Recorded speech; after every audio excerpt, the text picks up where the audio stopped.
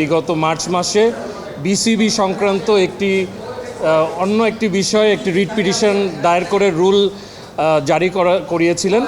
সেই মামলাতে আজকে একটি অ্যাপ্লিকেশন দায়ের করা হয়েছে ইলেকশনটাকে বাংলাদেশ ক্রিকেট বোর্ডের যে আসন্ন যে বোর্ড অফ ডাইরেক্টরসের যে ইলেকশন 2026-এ সেইটাকে স্থগিত চেয়ে একটি আবেদন দায়ের করেছিল।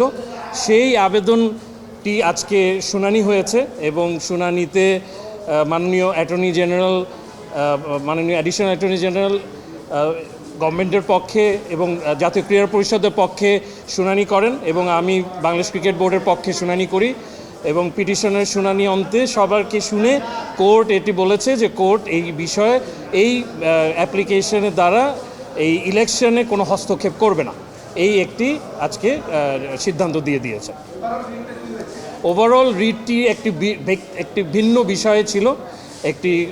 আমাদের যে সংবিধান আছে বিসিবির সংবিধানের একটি ধারাকে তারা একটা চ্যালেঞ্জ করে একটি রিট করেছিল, সেটি একটি টোটালি ভিন্ন বিষয়।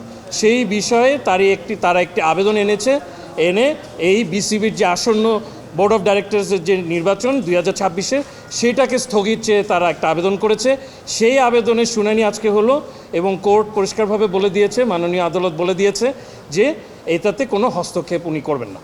আমি ভরসা রাখি হিরন স্মার্ট ওয়াটার পিউরিফায়ারে।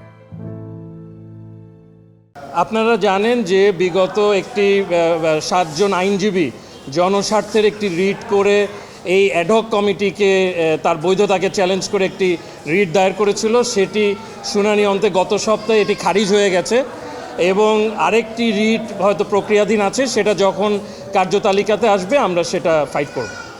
না, সেটা যখন আমরা যে রিট পিটিশন ফাইল হবে সেখানে তারা কী গ্রাউন্ড নিয়েছে সেটা আমরা দেখব।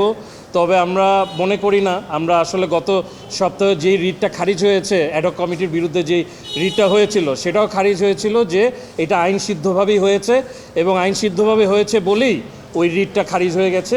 এখন যেই ইলেকশনের বিষয়টা অ্যাডহক কমিটিটা গঠন করা হয়েছিল ন্যাশনাল স্পোর্টস কাউন্সিল দ্বারা, তাদের মূল কাজটাই হলো ইলেকশনটাকে হোল্ড করা এবং অ্যাকর্ডিংলি তারা ইলেকশনটা করার জন্য সব পদক্ষেপ গ্রহণ করেছে এবং নির্বাচন কমিশন যেটা গঠন করে দিয়েছে তারা তফসিলও ঘোষণা করে দিয়েছে এবং ইলেকশন যথাসময় হয়ে যাবে।